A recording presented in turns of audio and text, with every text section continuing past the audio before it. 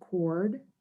Okay, so end is near here. So I was just looking at, I'm going to switch over to the thing, your calendar. So today is the 13th. You have nothing to do this week. Nope. Next week, you have a discussion board. The following week, you have a post test, and then you just have an exam. Wow, that is like super soon, guys. That's not much. Are all your classes getting really crazy right about now? Is that sort of what you're feeling, the last minute crunch? I bet. Here's what I'm going to do, right? So discussion boards are up. So that's something you can work at on your own pace. The post test, I'm going to try to get that released sooner rather than later so that you guys can just take it when you get a free moment. This is a test, once again, that you are graded on pass or fail, but I'd like you to do really good, would be kind of helpful for me. But it's just as simply I took it or I didn't take it. You don't get the grade that you got on the test. So it's like the pre-test in that regard. So I'll try to release that so you guys can get that done when you get a chance. And then I'm going to try to get the test up, and then I'm going to give you guys a good week or so to take the test. So, once class kind of concludes, that way you guys can take the test right away. If you have other finals, you can kind of put it off for a few days. I'm hoping you guys will find that to be helpful.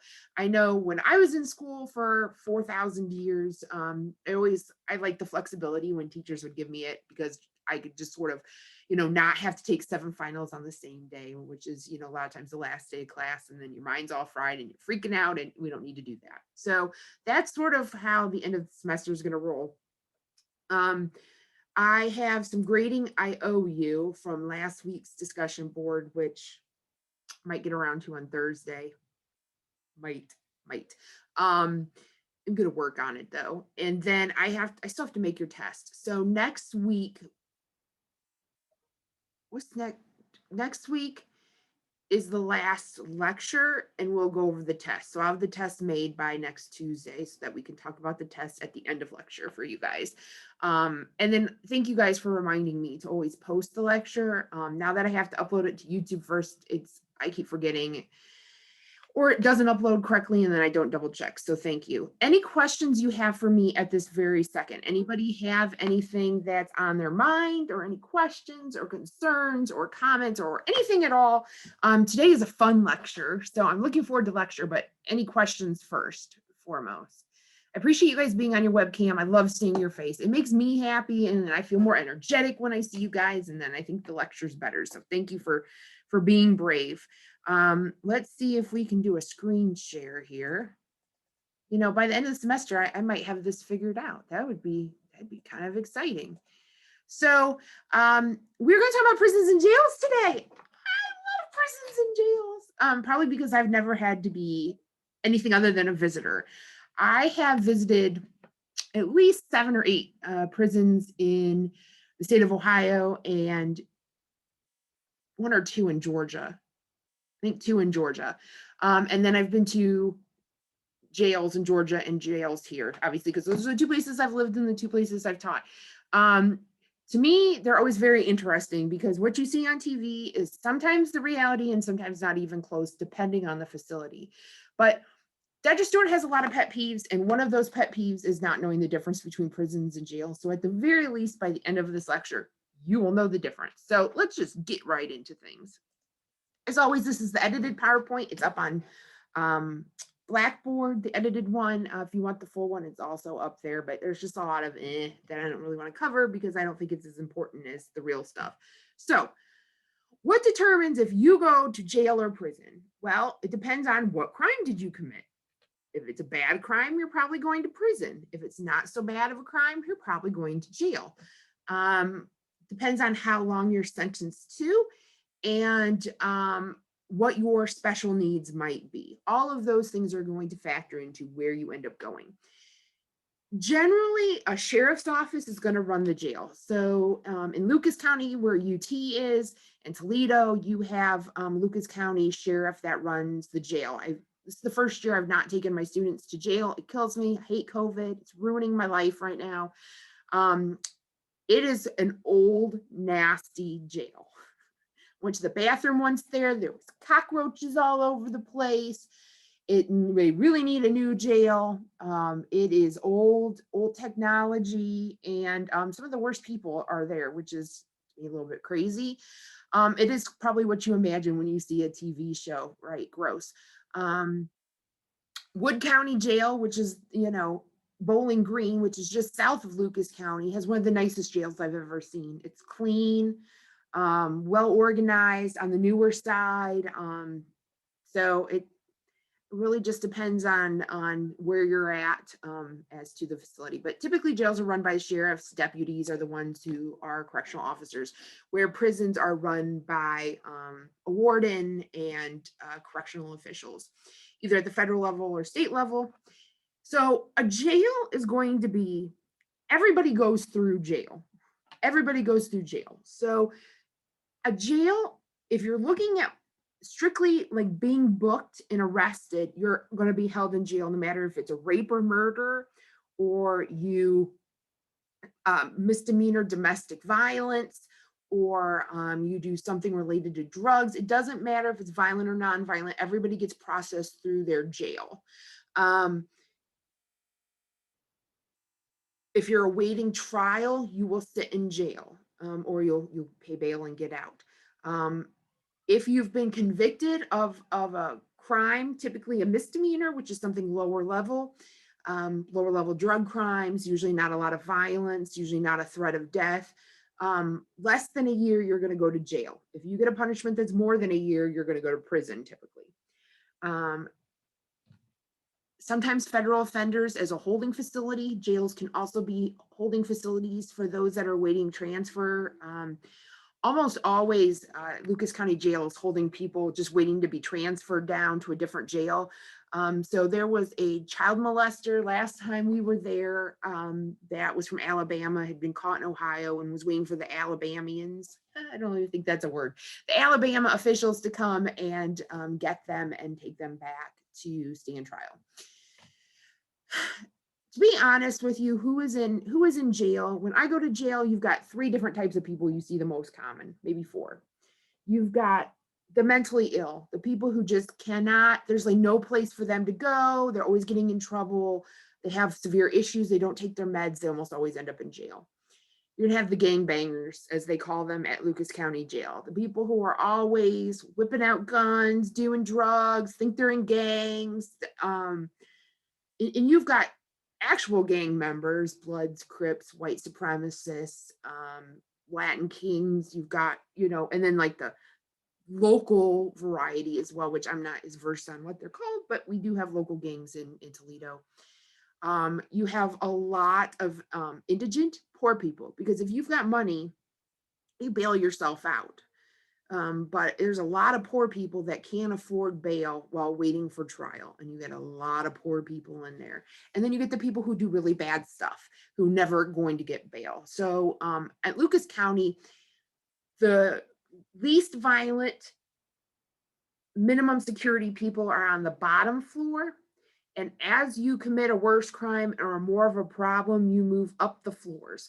So the 6th floor of the Lucas County Jail is maximum security. That is going to be the murder, and it's only men. There's no women held up there. It's going to be those that are murderers, rapists, aggravated robbery. Those are the individuals that you're going to see on that floor. They're the really bad ones. Honestly, it always surprises me. They usually let my students go up and do a circle around these maximum security offenders. I mean, it's horrible. The other day, or not the other day, but the last time I took my students, there was boards all over the windows in maximum security, and I couldn't figure out why. The inmates were eating apples and then throwing the cores out the thing. And then they got oranges, which were way more effective, and were throwing them through their cell bars, which are like this far wide. And once in a while, they get one through and it slammed into the window, and they broke the windows with these fruits. I mean, this is what you're going to go away for a long time. You have nothing else to do.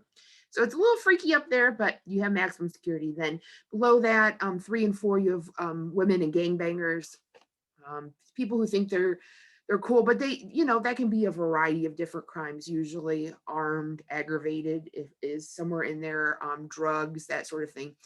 On levels 2 and 3, you're going to have some of the less serious offenders, and you're going to have the ones that need medical help. Also, too, they have a special floor for drug offenders that are trying to rehabilitate, and they also have a special area for those that are in protected population. So those that are child molesters and might, be killed in jail, or those that are too old, or those that have an injury and can't defend themselves on a regular floor.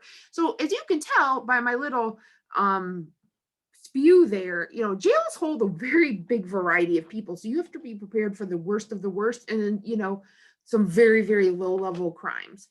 So jails are bad. They're usually smelly, got gross people, homeless people, drunk people, puking people, screaming people, throwing shit people. And then you got fights and art. I mean, you just have a little bit of everything. So that's a jail. A prison.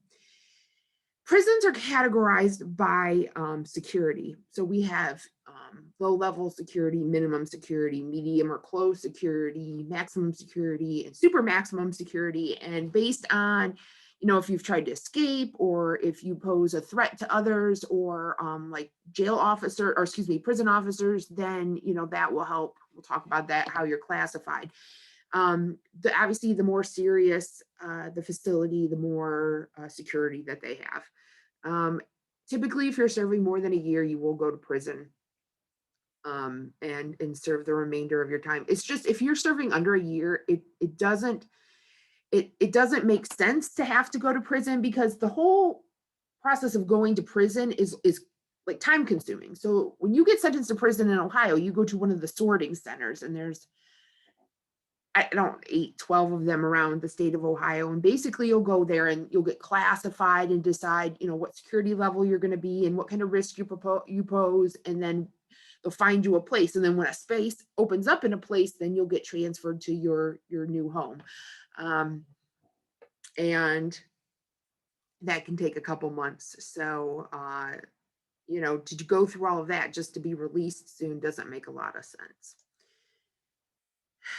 So back in like the 1990s and 2000s, we had the most people ever locked up. And in fact, at one point, I believe the statistic, I just was writing an article about this, early 2000s, over 2% of the United States population had served time in a correctional facility. And you think 2%, that's 2 of every 100. That's a lot of people that had a record. And when you think about it, when you have a felony record, that impacts employment and opportunities for you. And so that's something to consider. It is expensive to house people and lock them up. I don't think people know how much it costs. It's expensive. It's very, very expensive. So, I went forward. I meant to go backwards here. So, can anybody take a guess at what they think? Alexis, I see your question. I'll answer in a second. What do you think? Let's take a male. How long or how much money do you think it costs to house a medium security inmate male for a year? What do you think the price tag is on that? Anybody have a guess? You can type it or turn on your microphone. How much to house a male inmate for a year? I mean, 10,000, 20,000. Not quite 150,000. That's little high. I'll give you a hint. Men are a lot cheaper to house than women and juveniles. Cameron, you're a little low. Yeah, Emily, you're about right on target. 73,000 is the average cost. If they're minimum security, it's more like 40, 45. If they are medium or maximum, it goes up to the 70s and 80s. So yeah, Cameron, you guys are all right there. Men are cheaper, but women, because they require different medical care and there's extra garments, you need bras. Women menstruate, you need pads and tampons. You have to give them, shampoos and conditioners, and like it takes more to groom and for medical reasons for women than it is for men, so they're more expensive. Kids, you also have to protect. You have to provide them with schooling and whatever is required by the state. So if you're housing juveniles, it's also very expensive. It can be up to $100,000 to lock up a female or a juvenile. So if you think of that and how many people we have locked up today, we're spending a lot of money taking care of inmates. So obviously there's a big push to get rid of all the inmates, or get rid of the inmates that don't pose dangers to society, those that we think have been rehabilitated, because it's expensive and taxpayers are the ones that pay the bill. So there has been this big movement that for nonviolent crimes, like those that have been busted for, drug crimes that weren't violent and are serving 25, 30 years, or those that have been serving time for crimes and, they're elderly and they're about to die. There's been a big move to get these people out of prison. And so you see that going down. You'll also see that there's less crime. I mean, right now I'm writing an article about offending and victimization rates.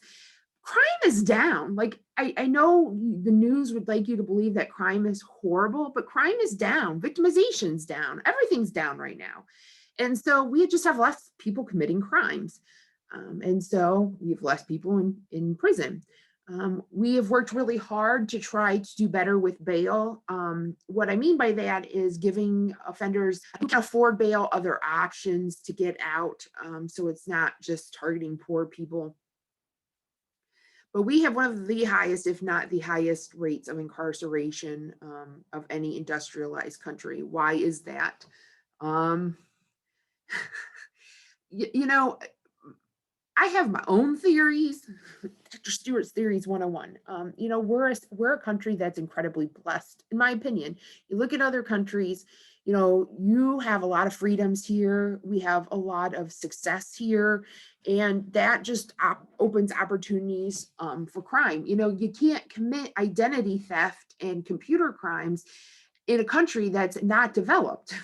Plus, we have a lot of space for offenders to sort of move around and to commit crime, a lot of large cities. And there are size, the rate of industrialization, the prosperity. I just think that opens us. Now, why do we lock so many people up? Well, I don't know. That's not my expertise. I don't study a lot of it. And so you can have that debate in a penology class, which is just prisons. But yes, our rate is high. And that's because, we have also a lot of laws that other countries don't have. We have a lot of laws about drugs. I mean, let's take Portugal. You guys probably don't know much about Portugal. I don't know much about Portugal, but Portugal legalized pretty much all drugs are legal in the country of Portugal. And so, I mean, if we had drugs were totally okay, can you imagine how few people would be locked up? Like, there's a lot of our locked up people are there for drugs. So something to consider. And I don't take the tone whether it's good or bad. I just take it's a fact. Try to better understand it. So how can we keep losing my chat? Oh, there's my chat box. So correctional facilities are there to punish people and protect citizens. So you do something breaking the law, we have to punish you, but we want to protect other citizens. We know that, somebody who commits a violent crime is likely to commit a violent crime again. And so locking them up, we're trying to make it painful enough for them that they don't want to commit crime again, and then give them time to reflect and maybe learn some new skills and get some new friends and see if they can do better. If you go to a medium or maximum, if you go to a maximum or supermax, you get no rehabilitation. You're locked up pretty much all day, every day. If you go to a low security, you're going to have probably a lot of opportunities, and then maybe less so at a medium security facility. And what I mean by that is they'll try to teach you skills and give you some rehab and treatment so that you don't go and repeat the same mistakes. So whether that's getting you some drug help so you don't go out and abuse drugs, or some places have different skills they can teach you so that when you get out in the real world, you have something you can do for a living. I know a lot of those skills are related to electrical and construction because those are careers where they have no problem hiring felons or former felons. But I mean, you're responsible for the people that are locked up. So everybody in that prison or jail, whether they're the top dog or, the warden or the sheriff, or they're one of the deputies or correctional officers, like all of those people are tasked with watching these inmates, making sure they stay where they're supposed to, but making sure that they stay safe while they're locked up and that, they don't incur harm under your own watch, and then trying to get them help. There's a lot going on. So part of being in a jail or prison is custodial, keeping you from hurting others and being out in public and punishment. And then on the side, they're supposed to kind of get you treatment. Treatment doesn't happen a whole lot. It just doesn't. It's expensive, and you usually have to, there's limited spots. So when you're serving time, you really have to fight to get into these programs, which a lot of people are just, not willing to do. For some people, prison and jail is pretty nice. It doesn't bother them to go to prison or jail. It's not a big deal. You get 3 hots and a cot is what they call it, right? 3 hots and a cot. You get a bed to sleep in, get 3 meals a day, your roof over your head.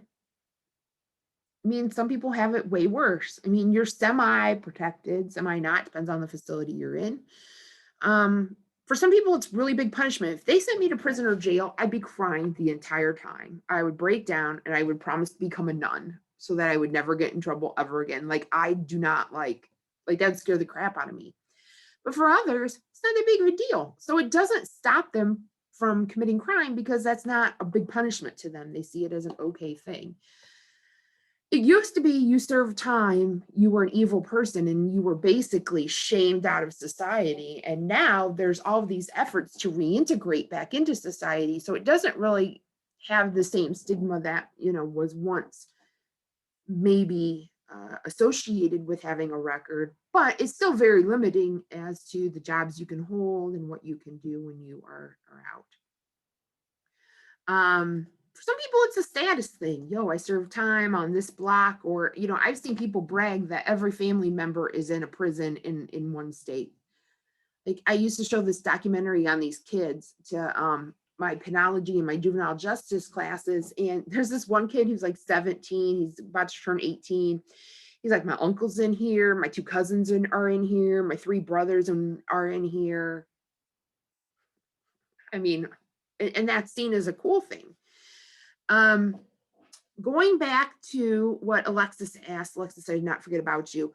Men and women are not held in the same facilities, with the exception of juveniles, and women can be held in the same facility. So when I was in Georgia, I toured a female facility that also held juveniles, and the juveniles were male. So that they'll kind of allow, but they would not allow, other than like a sorting center on, you would never, ever. In the jail, women and men can be on the same floor, but they have to be in separate pods or separate areas. So the way Lucas County Jail handles it is they don't have enough women for one floor.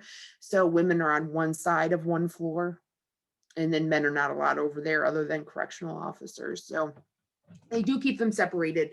There's enough problems with females and males. They don't need to mix them together. That's not a good mix. Classification. So how are inmates classified? I've kind of talked about this. You're classified by your security level. What's your risk of escape? Have you assaulted an officer before? What was the crime that you were found guilty of? Have you served previous time? Is there a plan for your treatment? What kind of security do you need? Obviously, if you're a pedophile or a child molester, they have to put you in special population because you're the first one to get a knife in the stomach, shanked. What is your social needs and your vocational needs? Sometimes if you are a low-level criminal and you have a special skill, you're a mechanic or an electrician, that may decide where you go. And then if you are a candidate for education, or, if you are juvenile and you need education, that will determine where you go. They typically do not house, they may house juvenile males and regular males inside the same facility. They do at Wabash in Indiana. However, they're in separate pods and they have no contact with each other at any point, except for once they turn 18, they walk down the courtyard to the adult part of the prison. So every state has it a little bit differently, but that's in general what it looks like at the federal and the state level. And they do it in jails as well. So warden is the top person. Then you have security. So you have people that walk around and are there to make sure that the place stays secure. You have unit management. So you have correctional officers that run each pod or each unit. Sometimes it's one officer, sometimes it's a couple officers. It just depends on the type of prison or jail. And then you have, food workers and people in different areas. You have education departments, and then you have industry.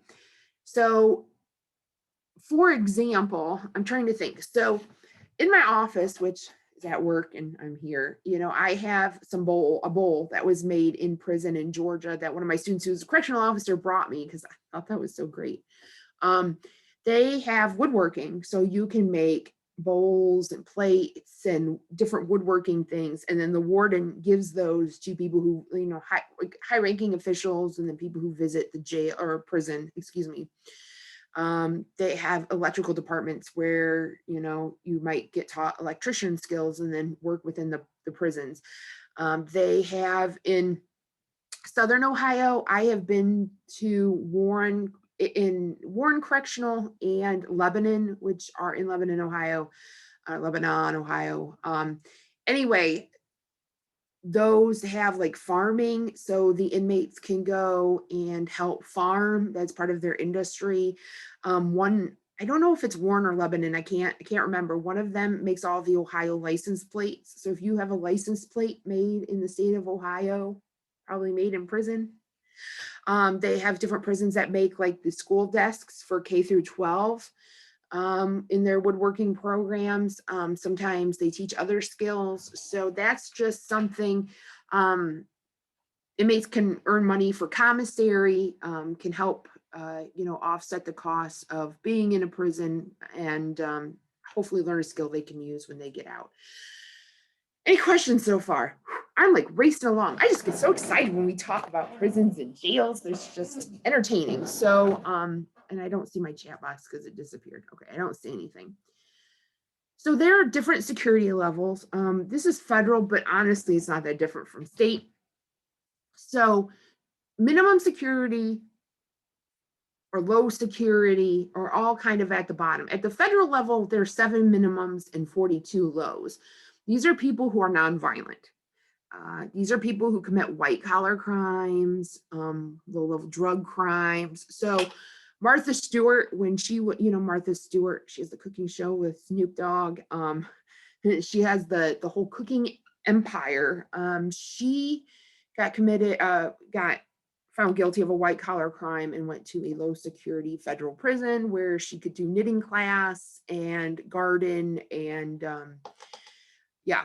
So Cameron, you're gonna have to be, I don't understand what you mean by scams. So can you clarify, involve scams too? I don't, clarify that for me, would you? Fraudulent, not typically. I'm not sure where you're getting at this, but no, not typically. Prisons are pretty well monitored. That's how many, okay, so anyway, let me answer Cameron's real quick. So not that I know of, no, not that I know of. Prisons keep getting their budget slashed, so it's not a very lucrative place. They don't get that much, the bare minimums to run what they need to. Yes, they do make money off of certain industries, but they're required to invest it back in. So the only time that you're allowed to profit or have money is a private prison, which we'll talk about. If you have a certain case or something, Cameron, you want to mention or post the link, you may. Nadia, those numbers mean how many of them exist in the US. So for federal prisons, there's 7 minimums, 42 low securities, 47 medium securities, 17 high securities, and 20 administrative securities. So low or minimum are going to be work and program oriented. They're just trying to get you to get ready to join society because you're not going to be in there for very long.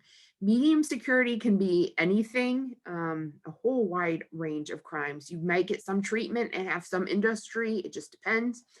High security, you're going to have a lot of security in your prison. You're going to be highly watched. You're going to have a lot less inmates per correctional officer, no programming, no industry, locked up. And then in administrative security, they are a little bit of everything. So there is one that is a supermax, which we'll talk about in Florence, Colorado. And that holds the worst of the worst, like El Chapo and the Tsarnaev brother who Boston Marathon bombing and, the Unabomber, they're all at Florence. You also have ones where, waiting pre-trial, they'll put you, or if you, need a kidney transplant or have severe diabetes, you might go into a special prison. Okay, let me read, Cameron. I meant like the type of inmate that are in prison. Like I know if someone is in jail for fraud, they usually would go to Fed. Oh, Cameron, I didn't understand that. I understand that now. Thank you.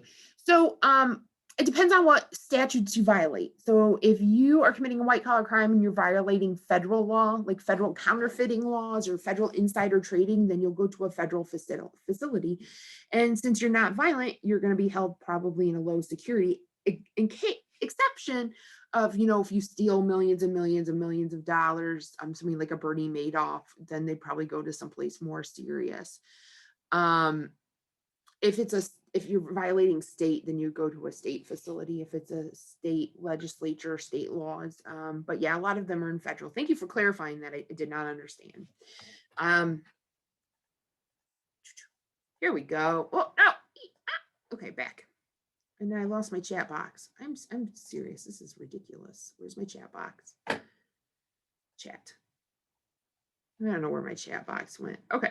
So, I don't know. Oh, there it is. Found it. Okay. So Supermax prisons are always one my students think are so interesting, right? There's only one federal.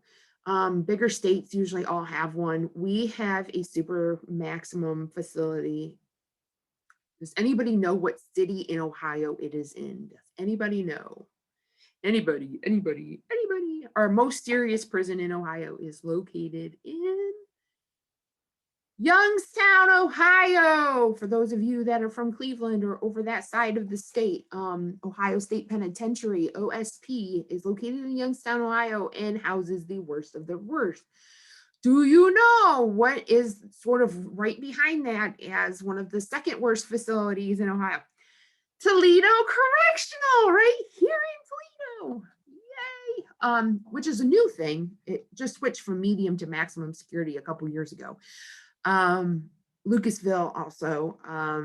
So that's just Ohio. I don't know other states. So you're asking the wrong person.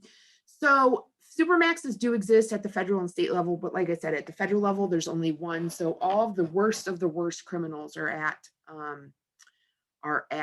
who violate federal law are in Florence. And I have two pictures here. If you want to look at the security level, if you guys can look at the pictures online. So the bottom left picture, can anybody tell how many rows of barbed wire there are? 1, 2, 3, 4. I mean, I think I see like 5 rows of barbed wire, and then there's a little track, and then there's another fence with barbed wire. I mean, they don't want you getting out, guys. If you look at these guard towers that go all the way around, and then I put a kind of a zoomed in picture to the right, they have armed officers in them 24 hours a day. Most places do not have armed towers. I mean, Toledo Correctional has, I think, 1 or 2. I think, kind of remember. It's been a couple years since I've taken students to Toledo Correctional. But at the end of the day, they not want you getting out. But you look at this and, how are you going to get out? Most of these offenders stay in 24 hours a day. I mean, reality, you have to let them out a little bit, so they might get an hour of rec time where they get transferred to a slightly bigger cell and it's outside, so they get some fresh air. But as you can imagine, in Colorado, there's a lot of snow, so I don't know how much you want to be outside. Supermaxes are for the worst of the worst. Why? Because you are isolated, you are locked up by yourself most of the day. You are not allowed TVs and all this entertainment in your cells and whatnot. You know, the commissary is it's very limited what you're allowed to have. And people who go into supermax prisons go crazy. And maybe they deserve that. I'm not saying one way or another. But being isolated and locked up all that time does wonky things to your mind. I mean, if you locked me up, can you imagine just sitting in a cell by yourself with no one to talk to 23 of 24 hours every day?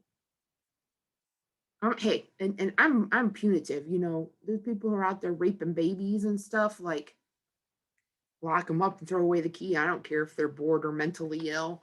But there are some people that are like, hey, I don't know if this is the best. So, Nadia, that's foul.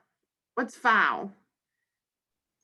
Just the fact that they gotta be by this. I mean, I get it though, because isolation, but it really does mess up a person's mind. Yeah, you're absolutely right. I mean, mental conditions, and not just at supermaxes, right? Maximum security or even medium, when they go into isolation for 2 weeks, they don't always come out mentally, all there. Sometimes it takes them some time to get back, or sometimes, they never kind of get back to where they were because humans are not meant to be just not meant to be isolated. That's not sort of our way of being. But these are horrible human beings, so it's sort of like, what do you do? It's tough. Yes, Alexis, I feel your pain. I mean, in COVID, think of all the mental illness that has been going on because of COVID, right? I mean, people are so isolated. I go to the store and I get giddy because it's like, I don't go to stores, but that's where we're at. But just think about that. It's going to get better one day. Like, these people are never you don't get out of prison. The Tsarnaev brothers not getting out of prison. El Chapo is not getting out of prison. The Unabomber, Ted Kaczynski, not getting out of prison. These people are there for life, so they're going to die there. Cameron, sometimes you scare me. Michael Myers, oh my gosh. So, oh, Layla, go ahead. I was just wondering, so like, cause like I watched like a lot of like true crime documentaries and stuff. So like, there's not a limit on how long somebody can be in solitary, right? Like there is at a maximum, and more so. So it depends on what level of security you're at, Layla. That's a great question. So, if you are in a medium security, there's X amount of days you go in and then you have to come out for X amount of days before you can go back in again. What those are different for different places, for federal and state levels. The states is different, but for federal, it's the same. But what it is, I mean, I think it's like 7 days in, and then you have to come out at least for 24, 48 hours before they can put you back. Now, maximum and super maximum is different because these are very violent criminals that don't get along with other inmates, so they can't be around other inmates. They try to throw feces and piss at guards and try to stab guards, and I'm not saying it's good or bad, or I agree or not, but yes, if you are a person who's probably going to get out, medium security-ish, low security, then there are definite rules on how long you can be, and then you can only do like 2 bouts before you get like a couple of weeks off, and then you can go back in. If they really feel like you need to be isolated, you are a severe danger to other officers and other inmates, they can change you and put you in a more secure prison, and then that kind of becomes a non-issue because you don't have to worry about getting sent to isolation because you are in isolation. At Toledo Correctional, so it's a maximum security, right? So they have pods where there's X amount of inmates in there that are locked up most of the day. They're so if they get rec time, there's like a cage in the middle of the pod where they get put to stretch, and there's like thing they can do push-ups and pull-ups on, in the middle of the room. Or if they want fresh air, they have outside cells, which are not pretty much the size of regular cells, where they have pull-ups and pull-up bars and stuff, and they can go stand out there for an hour. That's it. That's it. Now, like I said, lower security, they don't do that to you, but higher security, they do. When I was at the female prison in Georgia, there was a girl who had done 3 rounds. She'd done a week and then a day out, a week and then a day out, and a week and day out. She had gone batshit crazy. And I'm not saying that in a kind or funny way at all. She lost it. She lost it. And at that point, she was just going to keep getting sent back. So then I think she got transferred to one of the mentally ill prisons in Georgia to be better taken care of.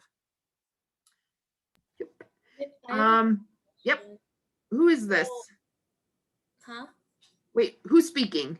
Alexis. Okay, Alexis. All right, go ahead. So, when it comes to like the guards and stuff like that, do you think, like they might be, like, do you think they have like, like they chose that profession, but do you think they struggle to kind of treat the prisoners right, like knowing what they did wrong? Like if they have like a prisoner that murdered somebody, do you think they have like a hard time treating them how they're supposed to be treated? I do not. I do not, because once you are in prison, you're considered a criminal, and that label is kind of all of the correctional officers I've met at prison and in jail, from my many tours and students and people I know, people who work at these places, they have this mindset, like you're here for a reason. And beyond that, if you're El Chapo or the Unabomber, do I think you probably, there's some bias there, but for the average criminal, they're all kind of the same. And you are just trying to build a relationship with them so that you get to go home alive and they survived the day. But you know what, when we went to, I took my students in Georgia to a male facility for the first time, and which was actually right up the street from where I live, which was very weird. I did not know that until right before I took my students. So we were there, and they pretty much only do scared straight talk. So they thought my college students were like scared straight kids. So they brought a bunch of these, criminals in to talk to my students. And I'm like, oh, so there was this like very good looking male, like young, like he looked like a football player, like, but I mean, like, he was beautiful. He was like a Greek god as far as I was concerned. I'm like, oh my God, this guy, he's articulate, well-spoken, clean cut. And I was like, oh my gosh, well, who are you? Why are you here? I'm thinking, oh, he must be using drugs, the poor guy. And, he was a football player in college, had started using drugs, and came home and tried to steal money from his grandfather and ended up killing him because he wouldn't give any money. So he's a murderer. I could not believe it. So here's this guy talking to my students about, life in prison and what it's like. And, here he is, a murderer. They're just letting him walk around, my students. And but the guards were like, they just keep a cordial relationship. They're in charge. They're the bosses, but, we respect you. I couldn't do it. And I think maybe you're thinking that too. Like it would be hard for you. Yeah, I don't think I could do that. It's hard. The pedophiles at Lucas County Jail are the most well-behaved, nicest ones in the whole jail. You go into the pedophile wing, but you know how much I hate pedophiles, right? I hate them. I hate kid people. If you hurt a kid, you should die. These guys are like average Joes, just kind of milling around, clean cut, usually pretty educated, articulate, like, but the child predators. To me, I'd grab a shank and kill them all because it's me. But no, most of them, they have one job to do: get home safe, keep these inmates safe, do their job, come home. And so I've never seen them, whether, and sometimes the officers are the nicest to the worst criminals, which is shocking to me. Like in Lucas County, they have a rapport with the rapists and the robbers and the murderers, like unlike any other floor in that whole place, because they know that they did something wrong and they're in a different mindset than someone who, you know, is hoping to get out and commits more crime. No, but it's not a job for me. A lot of people become correctional officers who want to become police officers. It's a good sort of stepping stone. They do have physical requirements, like you have to be able to run a mile in a minute, or in 15 minutes, excuse me, and that sort of thing, but it's not as severe as policing. So a lot of people go towards correctional officers. A lot of them are certified as police officers already, but the pay is so much worse for correctional officers. I don't understand. Like, they get paid crap compared to what police officers get, and they a lot of times have the same training. So it's like a job to get you somewhere else. Most people don't stay in corrections. It's dangerous. It's very dangerous, especially at higher security places. So are supermax prisons okay? Yes, that's what the Supreme Court has found in other cases. So 2 cases which you could potentially see on a test is Madrid versus Gomez in 1995. This was about California's Pelican Bay Security Housing Unit. They were like, look, we're all caged in here in small spaces, and this is not, we're isolated, this is not humane. And the judge said, yep, it's like animals at the zoo, but I can't close a prison for that reason. So instead, you know, they have reforms, like you have to get an hour of daylight every day or sunshine every day if you wish it. You don't have to take it. And certain things to try to ease the burden, but you know, it was upheld. And then Jonesell versus Berg in 2004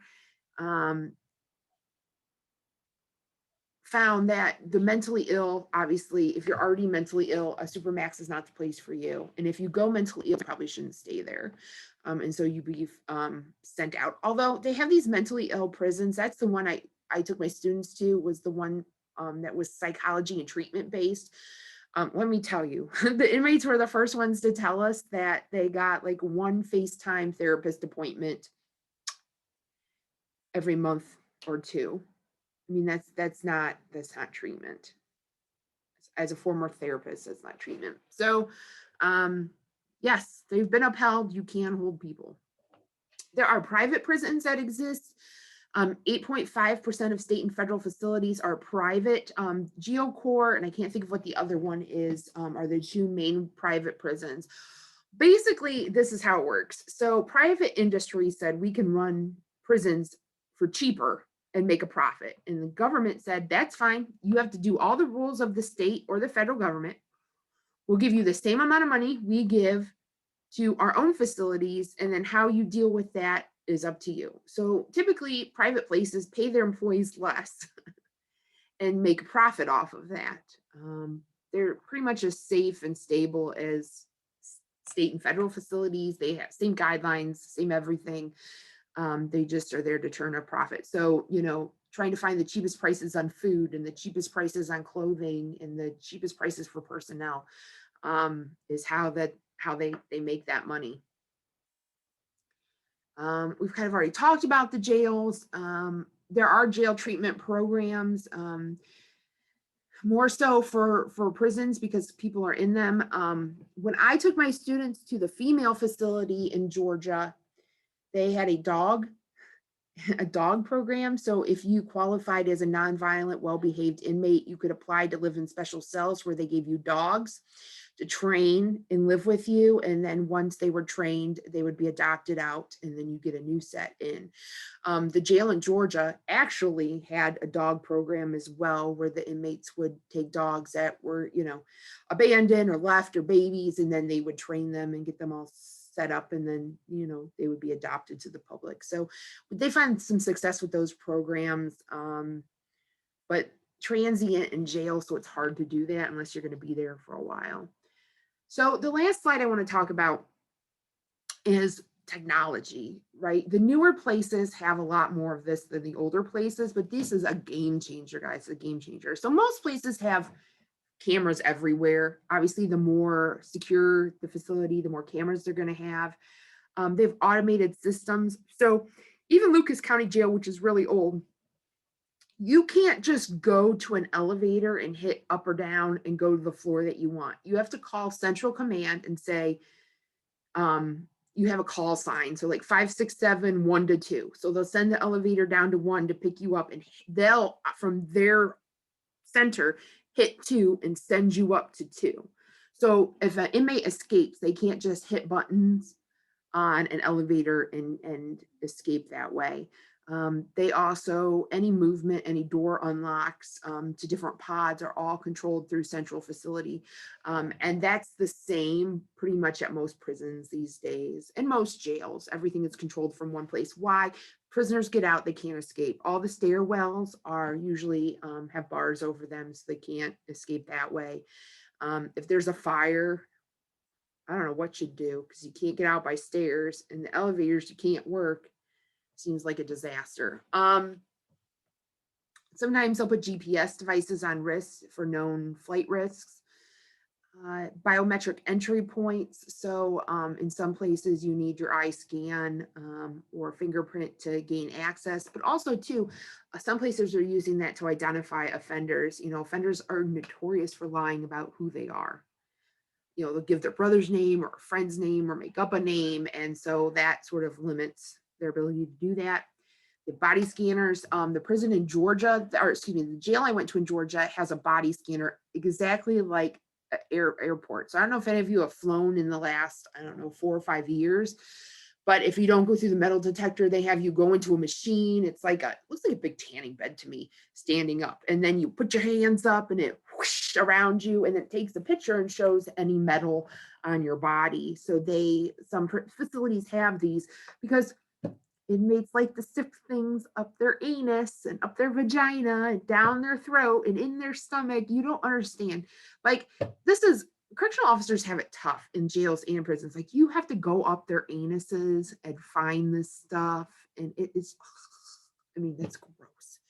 These people haven't showered in a few weeks. No, thank you.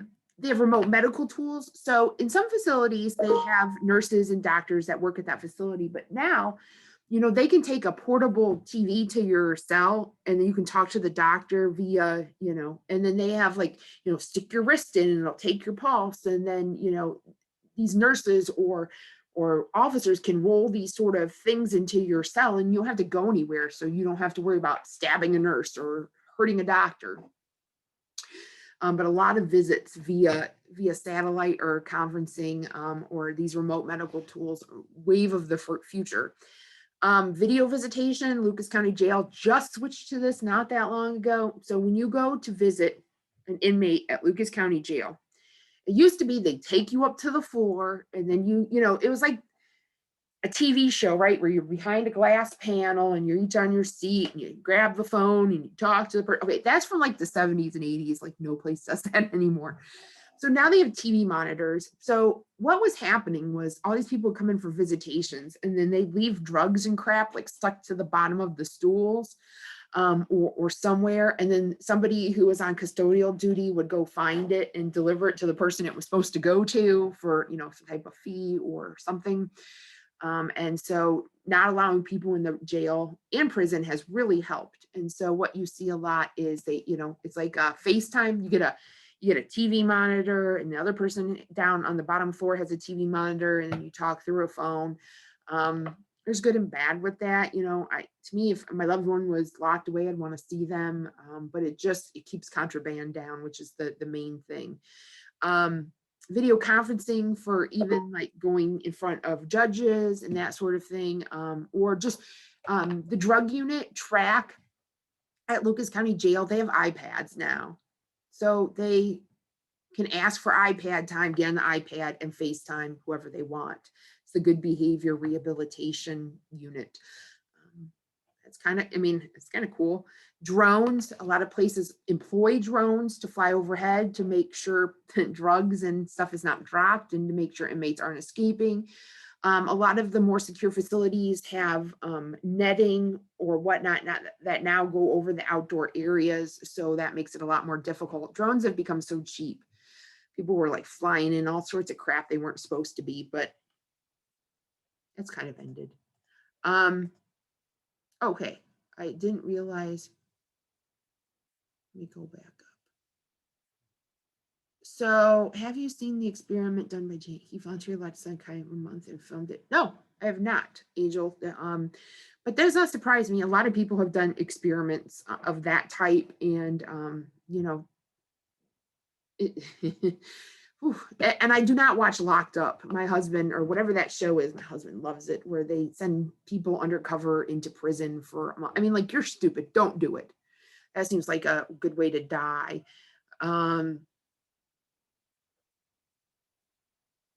Okay, Emily, I don't know about the football thing. I already forgot what I was talking about. Huh, go figure. Edgar Stewart's old and forgetful.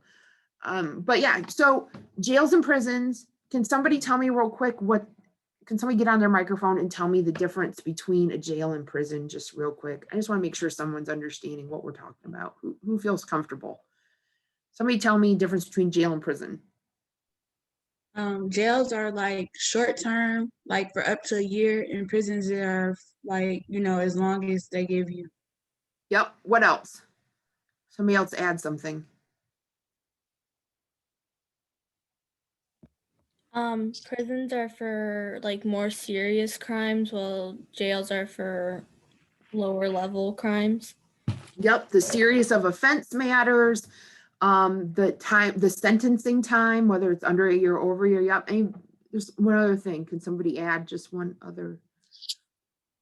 Jails have a lot of unsentenced people. Yes. Jails have people who are not guilty. Not guilty yet. And may never be guilty. That's a great one. Thanks, Joseph. Yeah. So let me tell you this. This is just my little, if you go and get locked up, you want to go to prison. You don't want to go to jail. In jail, you're going to get out sooner probably, but jails are nasty. Jails are bad food. You moved around a lot. They're usually dirty and smelly, and there's a lot of issues. Jails are disgusting. Prisons, as long as you didn't do rape or murder, you're doing something kind of like medium or low level, they're fun. When I went to Warren Correctional down in just north of Cincinnati, it was like, so I went to Miami for undergrad, and Miami is known as like brick buildings and green grass and tree. That's what it looked like. It looked like college. It was all brick buildings. Inmates were walking around from building to building without guards. Dogs, they could go to the gym or go get a haircut, just walking around. We went into the pot. They're just walking around playing Nintendo. I can't even afford a Nintendo. And these inmates that got their Nintendos. And I mean, like, I thought life is pretty good. You get commissary, you can earn a little bit while you're in prison. Prisons, now if you go into like old Shawshank style prison, right next to Warren is Lebanon. It's old Shawshank. It's nasty. It's old school metal bars, none of this freedom crap. But the new style of prison is campus style. Looks like UT. Brick buildings, sidewalks between the buildings, grass and trees and freedom. But prison, you're going to be there for a while. In jail, you may or may not. You can sit in jail for years. Casey Anthony sat for 3 years in jail until she was found not guilty. Any questions, concerns? Her someone state prison is fun. These are screwed up people, but yes. And you can be a heinous person and still be in a medium security. I just want to make sure you guys understand this. So there's multiple angels of death. Usually it's healthcare workers who kill people. He actually died in Toledo. He was stabbed to death. But the one that I met, I can't think of his name off topic. I don't know why it's off the top of my head. It won't work. But he killed over 70, some people say as many as 120 people while he was a VA nurse. People who would have recovered, he would slip them cyanide and other lethal drugs in their IVs. So they died. And so he flipped around to a couple hospitals in Southern Ohio, Kentucky, and Indiana before getting caught. He killed over 120. Like I said, he had a list of over 120 people they believe is who killed. He's convicted of like 70. He was in Warren Correctional. He made my ID badge when I came to visit. Mass murderer. is in medium security because he's the nicest guy. He was like this, you know, wasn't good looking, but he was just this kind of charming, well-educated nurse, very friendly. And once he was taken out of the environment, he wasn't going to kill anybody. So he wasn't a harm. He didn't attack anybody. He wasn't, you know, but somebody obviously didn't like him because they stabbed him to death at Toledo Correctional when he was transferred there. So you know, it just depends on sort of what's available to where you're going to be located. But anyway, how many campus style prisons exist in Ohio? There's multiple. But the only one that I've been to is Warren, and how many I don't know offhand. I know Lucasville is old school. Ohio Penitentiary is more new school, but it's the highest, so you're not allowed to go anywhere. Toledo Correctional is very old. I've never been to Allen Penitentiary. That one's like an hour south on 75. Although they said I could take my students some there. It's kind of a long drive, but Allen County Penitentiary, I don't know if it's newer or older. I'm trying to think of some of the ones that are around here, but a lot of them are on the older side.